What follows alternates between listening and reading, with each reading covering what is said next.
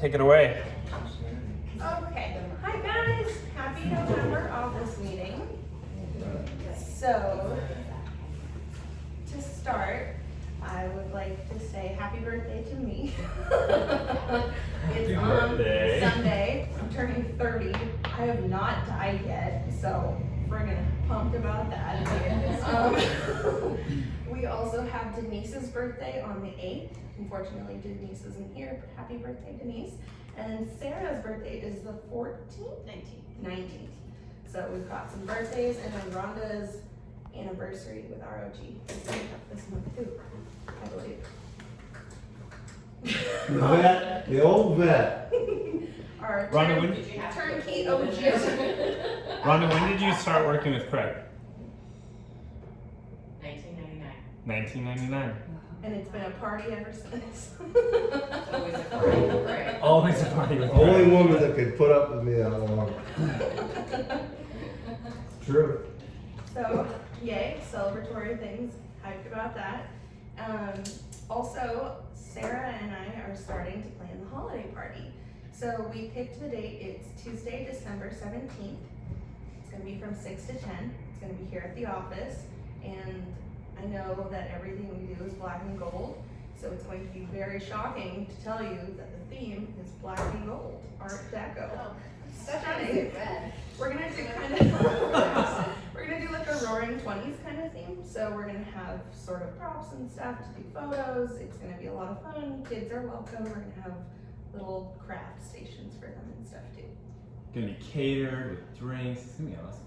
And Like Christmas? do you want to open this up to clients or is this just us? Yeah, good question. And It's the new year. we're sticking to office, but family. I mean, definitely invite your family.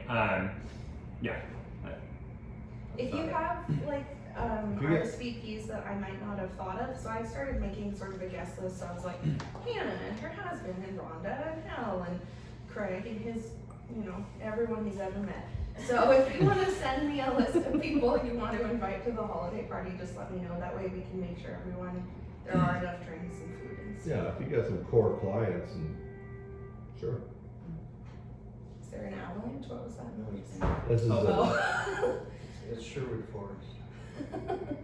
Okay, Isaac and I just want to remind you guys too that I do have availability on my Facebook where you can go and schedule meetings with me if you have any questions about social media or marketing. We've been doing a lot of campaigns lately, so you'll probably see some of our ads talking about how much you guys love us. So thank you for loving us and thank you for your candid words. I appreciate them. If you have something that you want creative, as always, just let me know. Hi, Ken. Morning. Welcome. welcome. Oh my gosh, we're gonna write you up a tardy slip.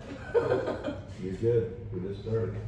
But what I did want to talk about, sort of a segue from that, is even though I'm totally down to make you whatever, whenever, Express Docs has rolled out this new thing with Realty One Group called One Marketplace.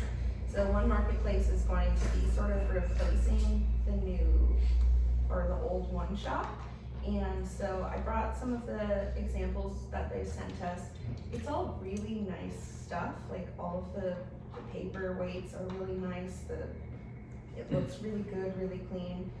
It is a little bit pricey, I think, so it might be something sort of more niche for properties that are maybe a little more expensive, or a client you have that really wants it to look really, really designed and detailed. I can obviously mimic anything that they've sent us. I can't recreate exactly because that's theft, but we can make it very similar. If you have something you like, but the price point just isn't quite what you hoped. Can I say one thing on that? The other cool thing about it is the fact that it's just like one click away, but really easy. It's like putting in your name. Actually, you don't have to put in your Sign name. into the One login, and then you access the One Marketplace, and then it's gonna pull all of your information from Zone and autofill it, so you don't have to type in your name, phone number, email, etc. So it's already like done for you. All you need to do is drag whatever pictures you want, or if you want a certain text, put that in. So it would be something that, yeah, it's a little more pricey, but if you're in a hurry and you want to get something out right away, you could probably do it in 15 minutes. So, anyways, that's the benefit of it. But we'll be sending a training video on that when it really launches. I But it's pretty haven't sweet. dug into it too deep yet because it's just rolling out like this week. So I think it came out like last Thursday. They're rolling it out to all of the Realty One groups this week. So I'm imagining now that it's November, it's probably going to be pretty soon. Lastly, email signatures. I've been hearing a lot of issues from you guys about getting your email signatures to fit. I think what's happening is if you go to our agent resource folder, or if you go through the one login to marketing to download your signature, what you're downloading is the document and then the signature is in a table. So when you go to resize something, it'll adjust the table, and that's why you're ending up with these big empty spaces. So if you need any help with that, let me know. Isaac and I were also talking about embedding links in your email signature. So just in case you don't know how to do that, if you're signed into your Gmail, up here in the little corner, you're gonna see that little cog. You hit settings. Scroll down to signature, and then what we have is basically a copy and paste version, so we can have it. So you can just grab it, copy, paste it in there. If you like Isaac's signature, you can steal his. Mine is a little bit different. At the bottom, Isaac's got the 1200 pros, all the stats for corporate. I don't care as much about those things, so I have our social media links. So if you need any help embedding links, all you basically have to do is select what you're trying to highlight and then hit this little link right here. And then once you do that, you can either have words pop up, so you can have an embedded link, so it can say like free home valuation, so it doesn't say http:// And I think that when you do have longer links, it looks a little bit junky, so I think the embedded links or things that are clicked as hyperlinks, like Twitter logo, Facebook logo, I can send you those if you want them. They're currently in the agent resources folder as well. Maybe after, maybe in our recap email too, you can include like. I'll include a couple templates in the Word document at the bottom of the weekly recap email, and then you can just snag whatever Just copy you and like paste from it. there. Yep. Yeah, because like Franklin Home Team, I know you guys want to keep your branding included, so we can figure out a way to like mesh it together to make it work. Yep. And that's pretty much all I have for you guys. Do you guys have any questions? Yay! Okay, cool. So, Isaac, the most exciting part of the meeting, introducing Sarah. Yes. For Okay. real? So I'm excited to introduce Sarah Brannon. She's here from. Yay! I'm that's super hyped. She's our newest transferring broker, and she's our in-house transaction coordinator now, which is really exciting. She has experience as a transaction coordinator, but I'm actually gonna stop talking. I'll just let you introduce yourself, Sarah, if you want to Come on, come on up. All right, hi, as he mentioned, I'm Sarah. I've had my real estate license for 2 years. Before that, I ran my own freelance business as a graphic designer. That's why I'm hyped.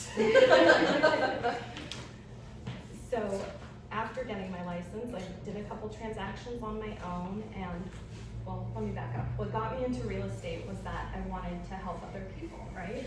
That's a lot of us. But what I realized after doing a couple transactions was the people that I wanted to help were my fellow agents. And so I found out about this thing called a transaction coordinator, and it really fits in my skill set.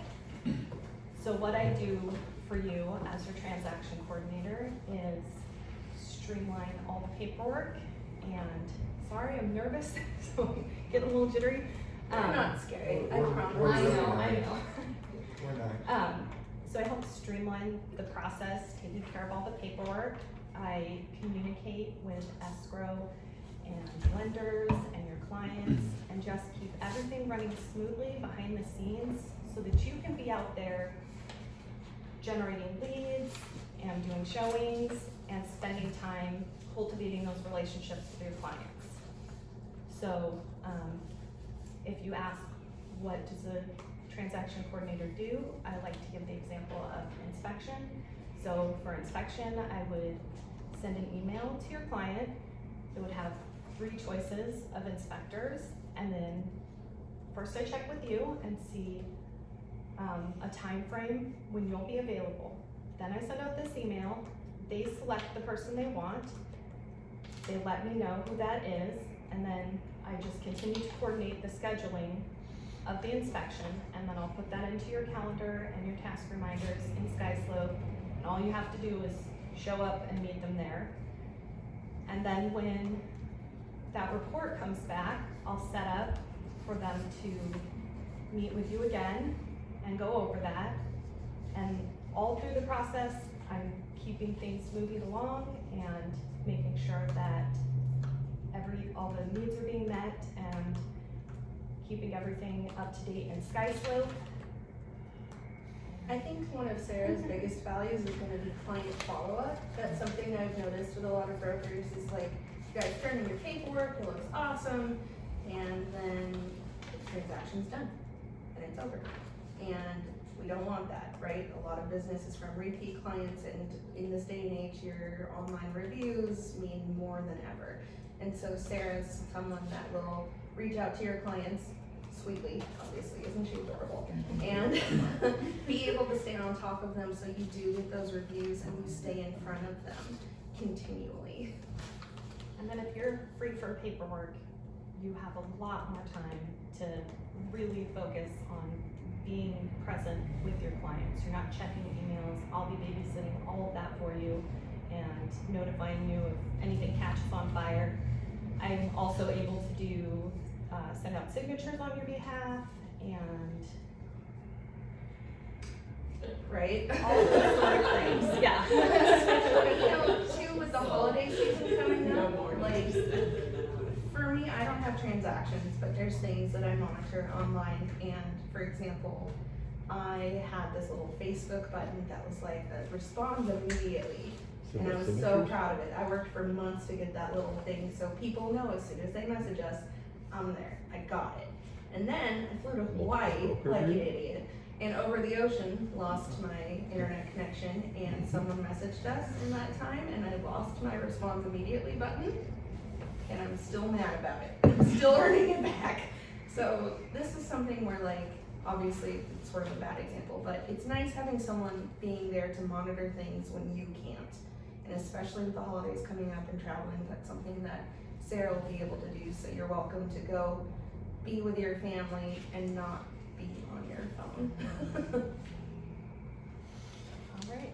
Okay, I'm gonna add some stuff because You sit. I've known Sarah now for a couple weeks and she's incredibly humble. This is I'm pretty stoked. So like when Sarah came on board, I sent her what we had that we kind of like offered but hadn't really like marketed too well just because we didn't have it all, we didn't have a good system. And so anyways, I sent her what we had and she sent me what she had and I'm like, yep, okay. She educated me on a lot of stuff that a transaction coordinator can do, and kind of opened my eyes to how helpful a transaction coordinator can be. It's kind of mind-boggling. Like Robin said, the personal touches she shared with me over the past week, the email templates that she has that she sends to your clients, and they're written in a way that's just really, really great. In fact, we'll include some of them in the recap email, but like she has these like introductory emails that she sends to your client when you go pending or when you go when you're starting a listing, and she does a great job of saying, I'm here to help you, but I'm not replacing your agent. I'm their support, I'm your support. If you have any questions, I'm here for you, but your agent is here for you too. And it was really well written. So anyway, Sarah, her experience is just phenomenal, totally educated me on a lot of stuff. Robin also alluded to this on the last page of the full service pending and close, the post closing. That is huge. So order to sign down if it's a listing.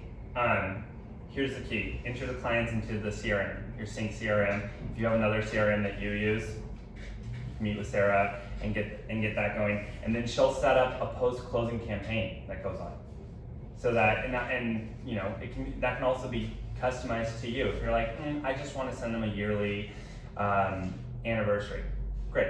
If you say, what I would suggest is, I want to send them quarterly, Merry Christmas, Happy Spring, anniversary, and this, whatever, but it can be customized to you, and she sets this up for you. It's just one less thing that you can not worry about.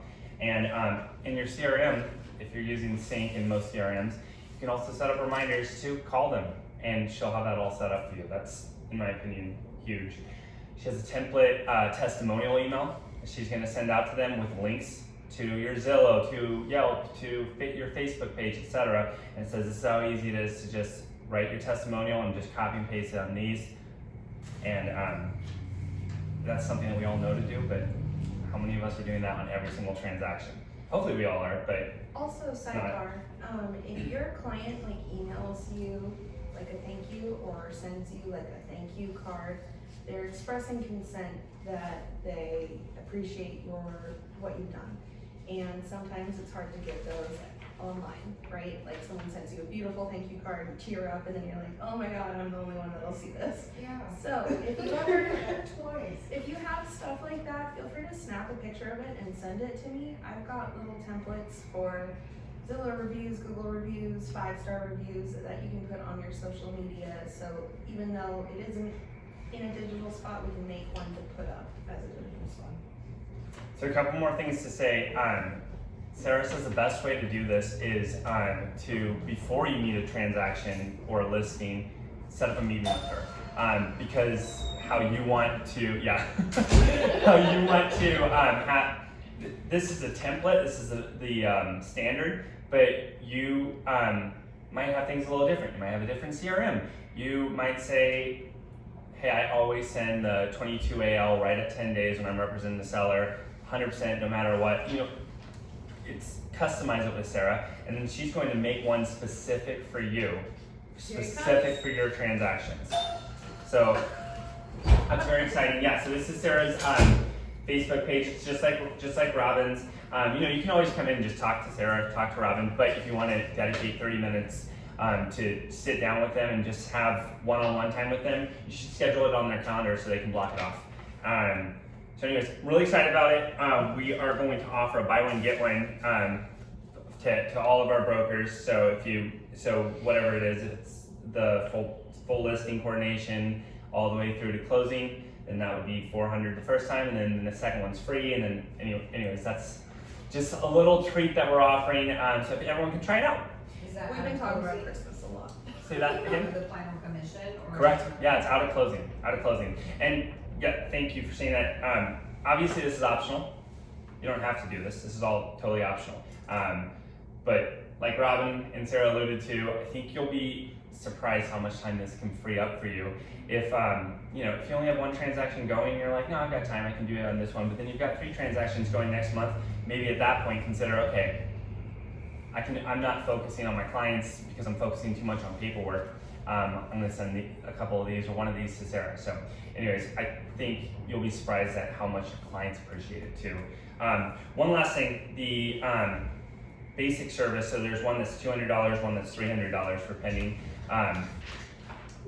If you are good with contacting your clients and staying on top of your transactions, but you just are tired of doing the paperwork, uploading it to SkySlope, that's what that is. It's a lot of similar things, just not quite the personal touch side. So we just want to give that as an option because I know some people don't like doing the SkySlope part. So that's pretty much what that does. She does more than just SkySlope, but anyways, you can look into that as well. So anyways, I'm pretty excited about it. Go ahead. So I also invited everyone to like Sarah's Facebook business page. So I've been trying to do more stuff with you guys on Facebook just because now we do have so many brokers that are like kind of spread out. So check your events. You'll be invited to our office meetings both via email and on Facebook. I've been trying to post more in our brokers page. That way it is more active, and if you're like, oh no, I've got a cold, I need someone to cover my open house, we've got people actually regularly visiting that page and that group in order to see these things. So hopefully that's been benefiting you guys. I have a couple more things just kind of that are coming out in the future. that Sarah and I are going to be working on next month or so. But we had actually TJ suggested having a pre-listing pack. I don't know what you want to call it. I haven't named it yet. But how it would work is you have a listing appointment, let's say next Tuesday, and you want to send a quick property detail report with a pre-listing packet made custom to you, and maybe something else custom to you, a handwritten card saying I'm looking forward to meeting you, whatever, it can be custom to you. And it'll be something that, again, set up a meeting with Sarah, customize this to you. We have a template pre-listing packet that's really cool. Right now it has Craig's information in, but we'll just edit it to you. And then it would just be something that you can call ahead and say, hey, can you send this and have it get there on Monday or Tuesday so that they can go through the pre-listing packet before I meet them on Tuesday, and then they can get out and they can have all their questions. And it'd be, in my opinion, it's a great service to do that. That's how Craig normally always does it. We mail the pre-listing packet ahead of time. They're not expecting it. They get it on Monday and they're like, what's this? And then they have all their questions ready for you. You have talking points. It can be really helpful. And you, of course, get the digital copy as well. Yeah. That way, if they lose the paper one or it gets on the counter and no one looks at it, they can look at it later.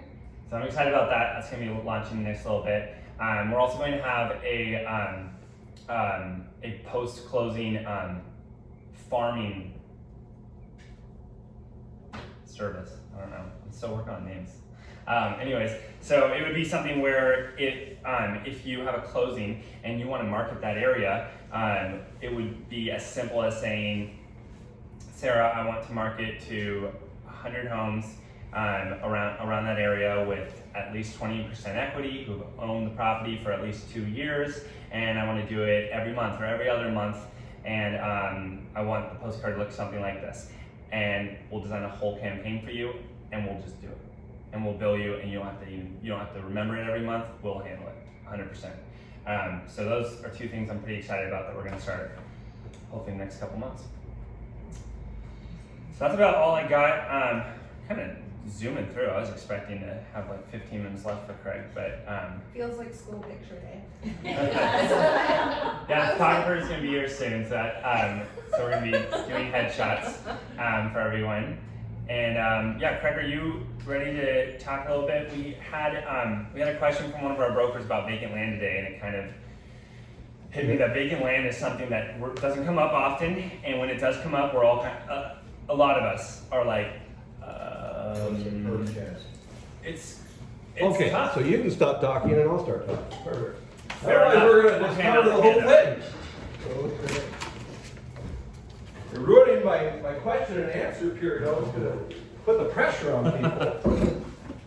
All right, Do you want to plug in yours? I got into the talk about feasibility early on in my career as I was in construction sales and materials. And so I learned a lot about construction from the ground up just by observing and asking questions. And then working with a few contractors. Then over the years, people wanted to know about building homes themselves. How many people get asked that question, I'd like to build a home myself, right? And then it immediately hits you, it's like, wow, that's not the easiest lending path. So talk to your lenders. There are some great lending programs out there now. Umpqua has one that'll do 10% down, and they'll finance the dirt too, which is incredible. It used to be that you'd have to have your own land, and then you come in and put 25% down. And that might not be different today, depending on your buyer's credit. So anyways, that's a different subject, but it either gets stopped at lending or stopped at the feasibility conversation. So if you don't know what a term is, whether it's feasibility or anything else, I want to talk a little bit generically about what to do. Don't be afraid to call us. We want you to call us. But before you call us, we'd certainly love for you to Google the word. Go into the Northwest MLS and look on there for the word as well. Now my question is, can you even see the screen? Small Go full line. screen. Can you see this? Yes. Okay. Do you want to switch your seats here? Okay, so this is in Dropbox Broker Tools. You also can look this up in Dropbox Broker Tools, right? I dropped that in there. I was just playing around myself, that's, you know, I got into this business and opened my own brokerage because I've interviewed other brokers and they didn't have these same answers. I'm like, well, where do you get the answers? Well, you talk to the DB. Not many people talk to the DB. So what would you do if you were looking for anything on the Northwest MLS and we weren't available and it's late night? What would you do? You don't get to answer, Rhonda. Hannah, you don't get to answer either because I've definitely gone over this with you. So what is a great place to look for something like feasibility? Anybody? No? Okay. So for anything you do that you just want to have, you know, I call it get back on a unicycle. I used to know how to ride a unicycle. Not me, but just as an example, right? And I normally just ride my bike with training wheels, and then sometimes I get on a 10-speed. Those two are pretty comfortable, but the unicycle is like, whoa. So people will ask me sometimes about a 22B and what I'm doing with the contingency. I'm like, hey, pause. Let me show you what I still do, because I gotta get back to that unicycle. So, you know, we know what a 22B is, but really, it's dicey. There's a lot of balls in the air when you got, you know, pending and timelines and when does financing timelines start and all that. So that's an example of what to look for is you can search contingency. So we normally just fast forward into our MLS, right? And we get to the matrix and we do what we want to do. We want to look at houses, we want to look at prices, we want to look at all that. Well, back up and make sure that you are going through the Northwest MLS homepage, reading your legal bulletin, see who's getting fined for what, and what new laws are out, what new forms there might be, right? The other thing is see this express forms thing here, right? How many people have gone to express forms? Yeah. So it used to be we go to express forms because we didn't have a transaction desk. This was cool to go to express forms. We could type in and print them out. Nowadays, you guys are like, boom, straight to transaction desk, I'll send a sign, I got a transaction coordinator, life's good, we go sell more homes. But we go to express forms. Well, express forms is good for you to go look at because it's in front of you. There's forms manuals, right? Everybody seen like the little thing that says manual? So you open that up and guess what that is? Who wrote the forms manual? Lawyers. The MLS lawyers. The MLS lawyers have been writing these forms since the MLS was birthed. It's why they wrote the forms, it's how to fill in the forms, it's everything. So you go, well, Craig's really smart. You know, he really knows his stuff.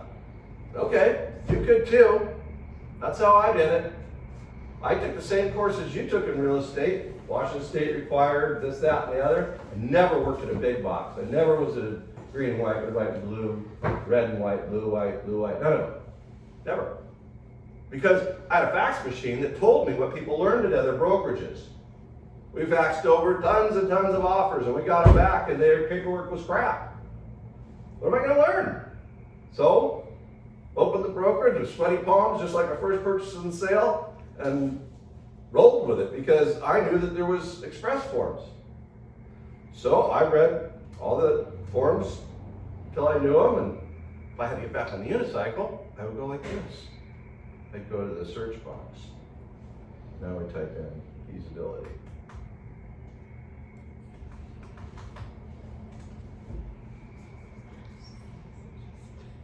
Why is it not searching?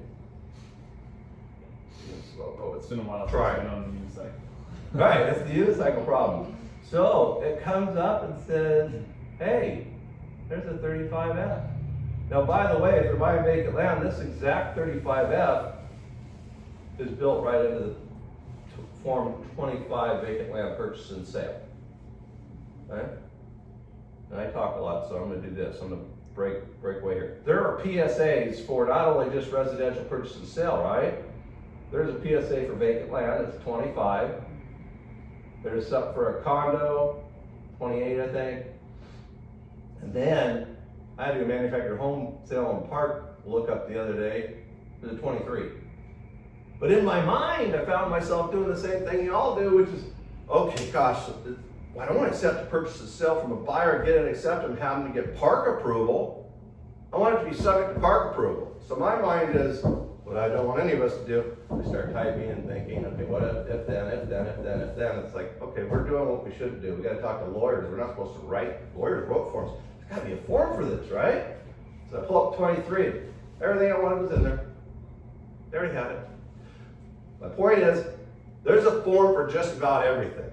So don't start freehand writing anywhere. Go in here, search for the form. So let's go back to the focus of the feasibility. Here it is. It tells you why it's written, how to use the form, how to fill it in, and so forth. Everybody cool on forms manuals and understand to go to Express Forms and where to find it? It's pretty cool, right? So if mouse is so small. If I'm on one of these, I can hyperlink to it by hitting number 2. It will do it for me. Oh, I'm already in number 2. So I think the point is it should take you over to the form, and it will take you to the form. My mouse is so small, I don't know. Okay, let's just say that it does happen. It does happen. You hit 5. Oh, I know why. Because this one doesn't take you to the form. Not every. Oh, there's the form. Not every one of them does have these little hyperlinks, but basically, if you touch the numbers, it'll flash you back and forth to the definition and so forth.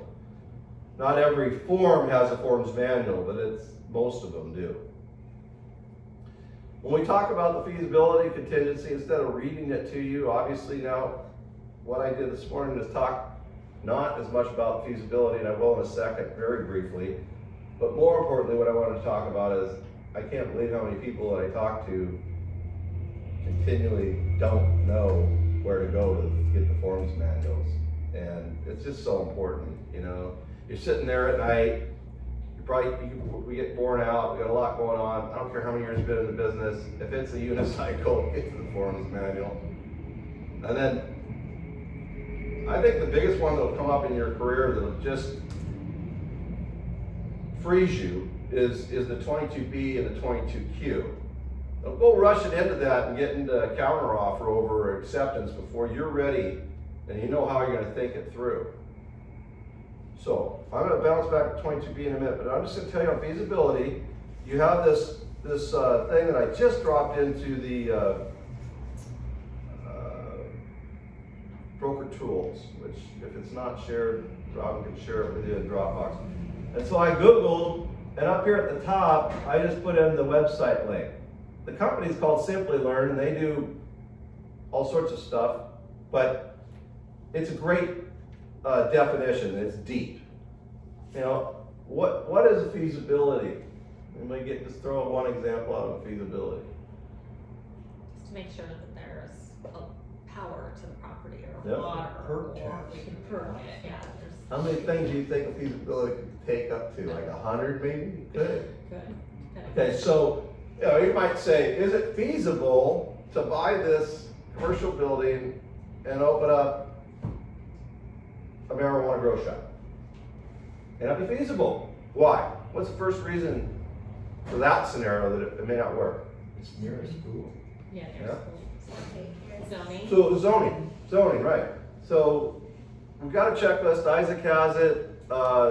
It can be expanded on big time, but the bottom line is you gotta really just scratch your brain. I think feasibility is a great topic to talk about, how we don't have to be experts. We just need to Google stuff, look at the MLS, and see how much we can figure out from there. And then we're facilitators, right? We help our client get to their goal. And it's easy to help a client get to the goal if it's buying a house, because you set up a search, you go out, you open the doors, and you go through the process we all know how to do. But if you're trying to help a client get to the goal of building a new home, don't be intimidated and think, oh, I gotta be a builder. I've got to be an engineer. I've got to be an architect. I've got to be a planner. No. These people all go out and do what they do daily, and they got 30 excavation trucks, let's say, if you're an excavator, and you excavate dirt, and yeah, you dig for utilities, but if you would ask them, hey, do you think my project's feasible to build? He's going to go, I mean, I've done this a few times for myself, but I mean, I'm not an engineer, I'm not an architect, I'm not an electrician, I'm not a fish and wildlife expert. I don't know anything about the spotted owl. I mean, it can get deep. So be confident that I'm a customer service person. I'm not in sales, I'm in service, and service turns into sales, and I'm confident that I can get you where you need to go. We have a little checklist. I got something I Googled, you can Google, and this will get you going in the mind thought of the feasibility study. So to break it down just simply though, is it technically feasible? Is it economically feasible, right? Is it scheduling feasible? That's a big tripper because the feasibility study is either 30 to 45 days-ish. If you try to do a 15-day, well, people are busy, contractors are busy, you're probably not gonna get them out there. It's gonna trip you up. And you're gonna have to terminate, get the earnest money back, and quit or get an extension on the feasibility. So, is it doable, really? You guys read on. Is it doable? But you heard me say some things there that are kind of crazy. You're talking about a squirrel or an oak tree or an owl. Yeah, it could come up. If you're in Lakewood, there's an oak tree issue. I think there's a certain type of squirrel. The Cross Base Highway, 176th Street, goes from Pacific to Meridian, Spanaway Loop. Does everybody know where that is? It's supposed to have gone through the Joint Base Highway. And Secantee did it, and it goes all the way out to Meridian, and it's just beautiful. It's wide open. It's ready to go. It would alleviate all the avenues from Pacific Avenue and Canyon and Meridian, and it would just create better flow. Our real estate would be different in the South Piers. But there's an issue with some kind of animal.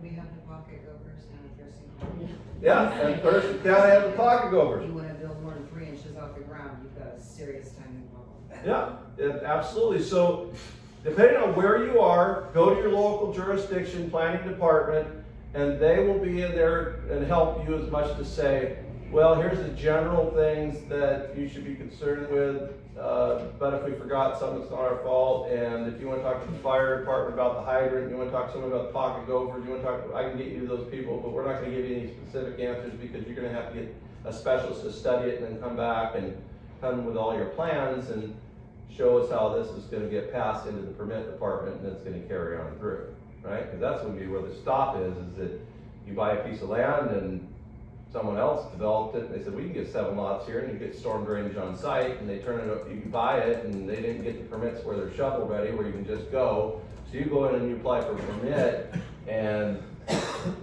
turn in all this stuff that was turned over to you, that you bought from this person that had an engineer and a civil engineer and everybody, but it wasn't shovel ready. Oh, well, we just changed that last month. I'm sorry.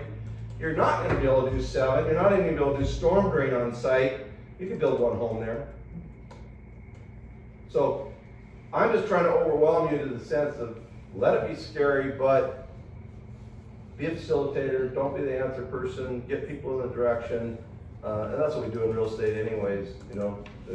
I answer your question as much as I can. Maybe you should ask an attorney now, or an accountant, or whatever the case is. Where do you send people with timber estimates? Do you have a guy who you know can go by the property and give you a ballpark on what the timber, if it's even worth? Or do you send them to a specific business because you don't want any part of it? I've always, I get into these conversations, well, how much do you think the woods are worth? I don't know. Right. Some of the older brokers will say, well, I got a guy who can drive through. I've met a couple of them. They Sure. call themselves the timber experts. Yeah. Is that something that we should get into, or is that like old school real estate? That's the same as building inspections. Yeah. We all know people. people, and you know, you can So take does it out, hurt you to can, know a timber guy? yeah, so you can say, here's a couple people with timber guys. I've never used them. Right. I've just heard people talk about them. Or they told But there's you also a timber thing expert. called Google. Right. Yeah, and so I want you to Google these people. I want you to maybe call these people, but I want you to know that they're not, I'm not referring them to you. It's, you know, it might be an old timber guy that's been doing it for a long time. There might be a new timber guy that people don't know about. So just try to show them how you do research. Try to get them to do research. If they don't do the research, you lead them to water. You can't make them drink. I mean, at some point you got to stop, right? Don't force it. But I guess offer both avenues. What they're gonna want is somebody to drive by and eyeball it for next to nothing before they dive in and pay for, you know, a young gun to go out there and get an expert review and a report and everything. That's what I was asking. yep, just offer all the ideas All up. the ideas and send them on their way to do it. Yeah, and that's what we do for any of this. is there something like Homekeeper to where, or would that be, is Homekeeper a referral type service? Or is there a page or something, a link that we can? Yeah, all where of people our have experience resources with should go people, in there. whether it's inspectors or timber people or whatever that we've used or clients have used and said they were okay. Is that okay for us to put a list out there and say, hey, here's a list of timber people, or here's a list of can we put that on our Homekeeper inspection? I know we're not supposed to refer them, but can we put a list of people there for them to choose? Absolutely. I actually, I haven't talked to you about this. I was talking with a lawyer about this because I was telling him about Homekeeper, and I'm like, that's kind of me referring a bunch of people without sending a referral form.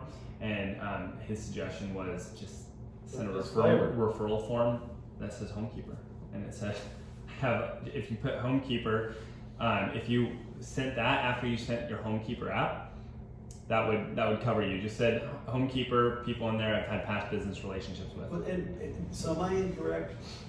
Like with that situation though, it's as far as like by law I'm filling out forms and here's 3 of them and people that I'll refer, but if I've used them but I have not personally used them.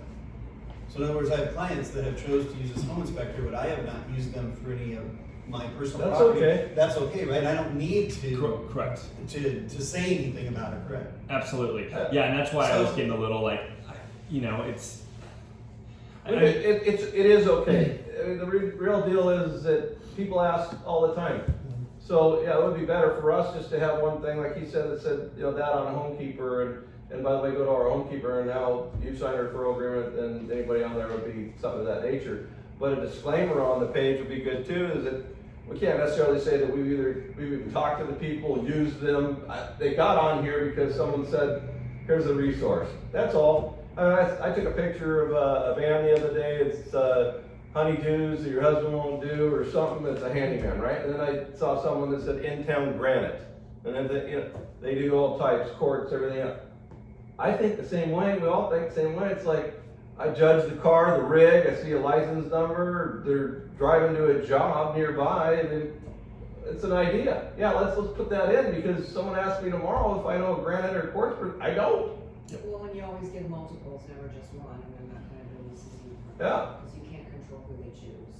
And when we do our own project, we want to get 2 or 3 estimates, right? So, same thing. I think with Homekeeper, it's a little bit daunting because there's so many people that you're able to put in there.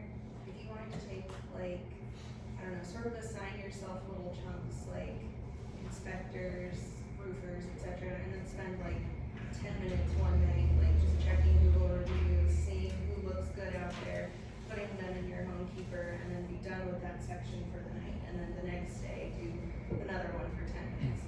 I think that it's an overwhelming task, basically, and it's Maybe per transaction, because every transaction has kind of a different subject. Yeah. And then you're building vendors and referrals and experiences, and then you can go in and put it in. That's what I thought I would do. I'm just gonna and take if this you're ever in a one by pinch, one. we know a lot of people. You're always welcome to reach out to Isaac and Craig and see if they know someone who can tell you. So back to the feasibility, those are good ideas on the Homekeeper, and you guys can all collaborate and figure it out. Back to the feasibility, we got all over the place just to show you how scary it can be and overwhelming, but we got simple, which is to go search for it on the MLS and Google.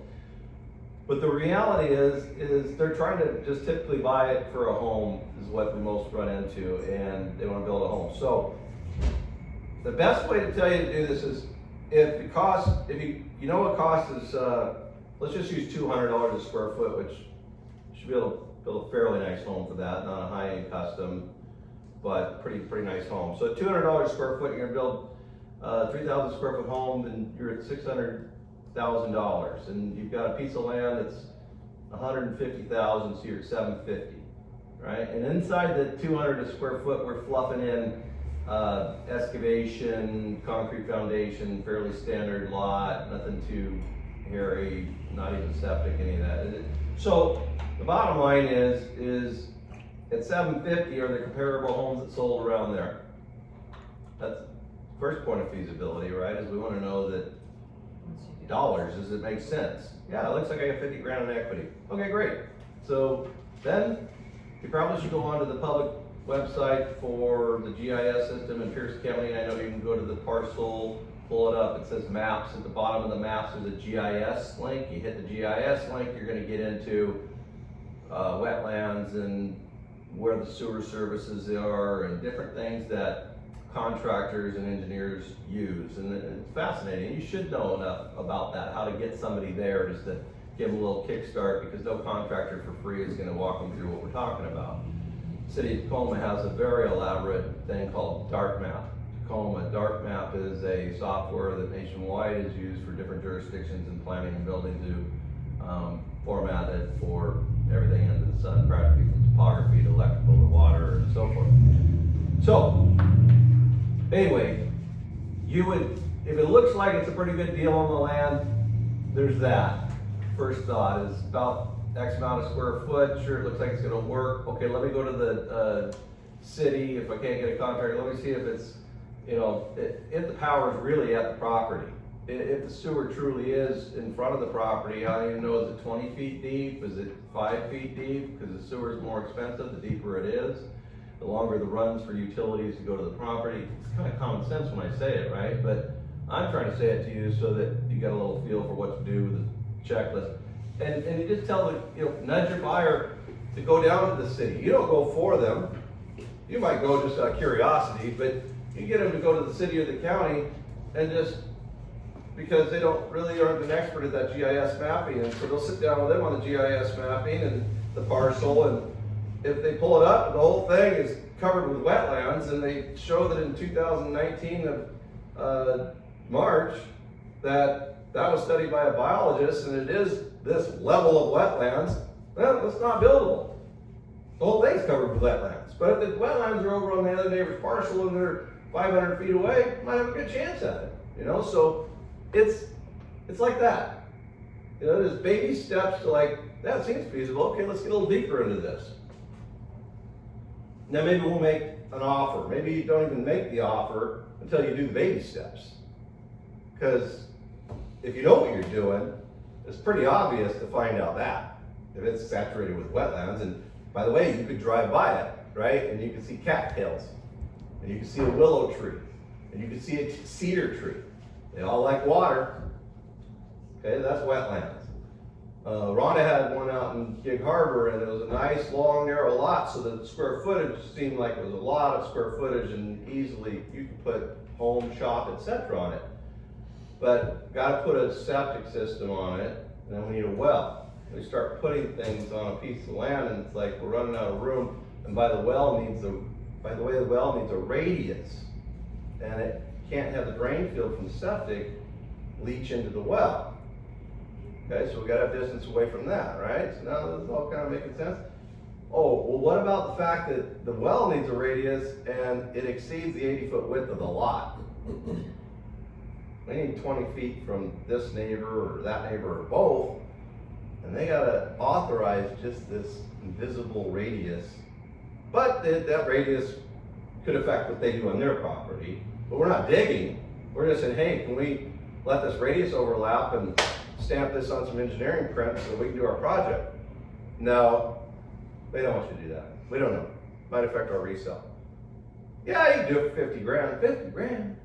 No, we're not gonna do that. So there's all sorts of things that can happen in a feasibility study. Can I say a couple things? Yeah, I'm good.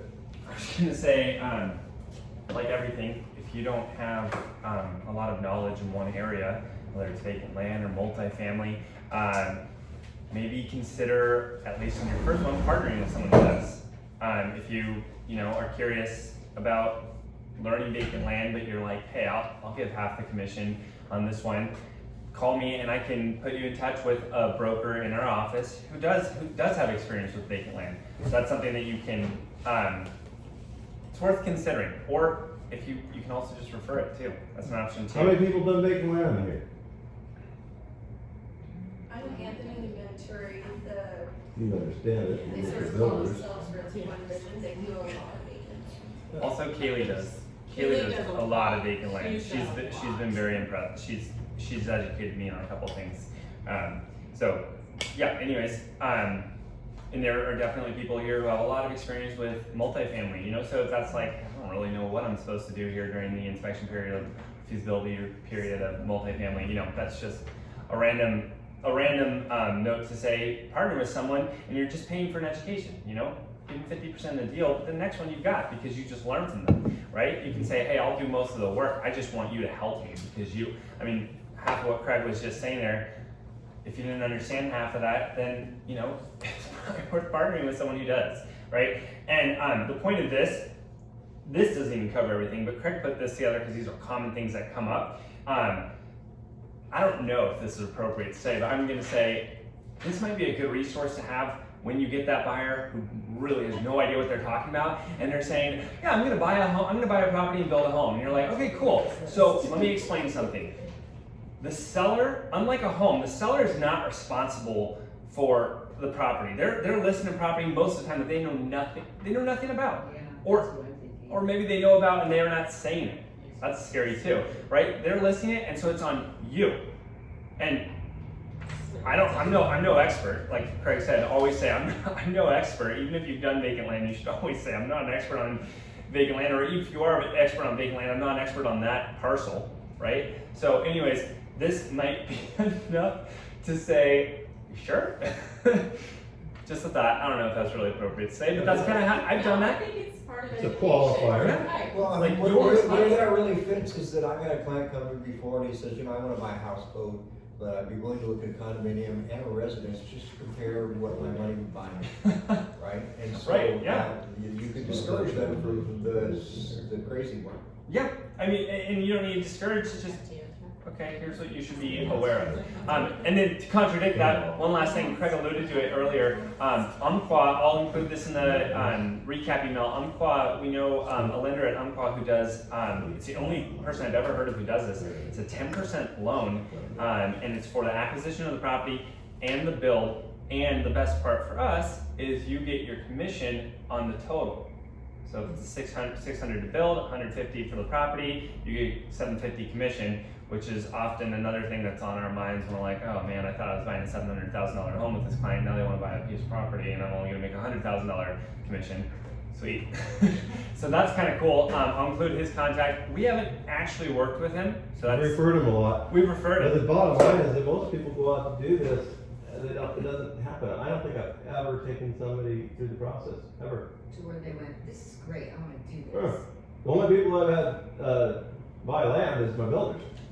And on the selling side, if you were listing for a seller who had, dirt to sell, where are the nightmares that they get into with these feasibility tests? They get a buyer who comes along, I'll take it, and then they Yeah. put their earnest money down, and you sit, and then they decide to bail, and then. I like to be on the side of the vacant land that you just said. Is there an advantage that we can offer to them? Well, the more you know about what we just said, the better you're gonna price that property, the more chance Right. to sell. But if you look at vacant land, you wonder why they're 100 to 500 days on the market in the MLS, is that most people have no clue. This room sitting here today is in the 5th percentile in the industry, or less, of knowledge of this, okay? And Rhonda and I did one, she found this little home on A Street, and it was listed forever because they knew the values of the land. They thought they had a bunch of lots. I had to write a 2-page dissertation on my knowledge of what the city of Tacoma would require and what is actually feasible there to negotiate that, and we negotiated at least $100,000 off of the price. It took a month. There was back and forth. There was a first offer and didn't go anywhere, and then the next offer came in with that information. Of course, I passed on to my builder buyer, and I says, would you proofread this and say that it's okay? And he said, yeah, and I think he had me change something on it. But that was kind of how we went about that. And so I just want you to know that most land out there is thrown out there by people that don't have much knowledge of what needs to be done from the broker and the seller, and that's why it sits a lot. And then as a buyer, to actually have success, you got to go with the approach that I'm talking about, because they think that it's just, you're a salesperson, you're negotiating, but if you put it into transparency as much as you can, it can work. So on the flip side, as a listing broker, you're not going to go do all the research necessarily with the seller and the seller, but you have a better idea than most, okay? But most sellers aren't going to spend the money, and they don't want to find out something that maybe the other person doesn't find out, and they just want them to buy it. It's not like what we do today with all the computer information with homes, that we know for a fact that this home should sell within 3% of the asking price. And I'll tell you that, that's the way it should be. And if you're a seller, you shouldn't take an offer less than 3%, you should reduce your price possibly. I mean, that's how tight it is nowadays. If you know your research and your numbers, yeah, it's easier in a platted development or A, B, C, and D homes times, and there's 100 of them. But you can even, in a tough area like North Tacoma, you can do your work and know what that thing should sell for, right? So that to me is what we have, our expertise at residential, whereas vacant land, it's old school like a fish. There's no cameras. I went fishing, it was this big. Ken's like, bullshit, I was right by you, man, it was this big. That's the way, and that's the way offers used to be. Sorry, Craig, that putt you missed was that long. Not that long. That's right. So when we do vacant land today, it is similar to old school where there was negotiation, you know? You won 100 grand, I'm gonna give you 50. Okay, we'll probably end up at 75 if we're simple poker players. If not, we'll go back 2 or 3 more times and we'll get to 85. It is that way. It's not clear. So what you're saying is most sellers or most owners with dirt are just gonna sell it themselves and let everything fall out rather than That's using right. a broker and knowing what the pitfalls Yeah, are. go pull up all the active vacant land and see how many supplements and nice, useful information they provided you. None. Uh-huh. Here's the legal. Right. It's a square. Yeah. So, you know, be helpful to your buyer, give them this, at the same time have a little knowledge, say I already went onto the public GIS and I overlooked it, and I saw the overlays, and hey, there's a stream nearby. So you can be more valuable on the buyer's side. Okay, from your experience, I'm speaking from my experience. All these things are from experience, you know. I don't know how many times I've gone into the county, sat with them or the city or whatever. I went in the city just the other day after I talked to Kyle who wanted to know some information, and I got a long conversation with this guy and he wanted to talk. So it was 4:30, they were closed at 3:30. I did not talk about just the average of 4 corners for a view height restriction point. I talked about a project Rhonda has that I've been working with her on. I got a little bit of answers on that. I talked to him about ADUs. And that really was our big conversation, is the accessory dwelling unit laws in Tacoma have changed. I think it's exciting. Isaac thinks it's more exciting because he's at Bigger Pocket meetings and he knows people that do that, and he can have an ADU on his land. I want to know why I have an ADU on my land. I have a view home. That would help pay the mortgage, right? So we got into talking about, we got into looking at lots and what you can do. I have no idea. You could have 85% of the footprint of the main floor, and that's the square footage size of your ADU. So at 1,250 square feet, I'm pretty sure 85% is 1,000. And then 1,000 is the max of the ADU. So that's what I learned through experience. I have all these experiences that I went out, Enumclaw, Ohop Lake, beautiful piece of land, dealing with a very established owner, designated broker, long in the building industry. He lists it, and it was not of any help. The seller didn't have, it turned out that there was a stream on one side. We would have to get past variance, whatever you want to call it, for the fish in the stream because we're going to have a septic on the site, right? We also had waterfront because we were on the lake, so we had to be X amount of feet back. There was a easement for road access. I mean, need I say more? Did we get through that one? No. So the line that Craig, even though he has a lot of knowledge in land, that he says every single time before he helps someone with vacant land selling or buying, he always says, I'm relatively knowledgeable with vacant land, but I'm not knowledgeable with your piece of vacant land, obviously, because I've never sold it before. So that's just a good line to use. Even if you like educate yourself and you feel pretty savvy, that's a great line to use because unless you've sold it before, you don't know the property, and every property is different. And I think the line for anybody to use, that no matter what you're doing here,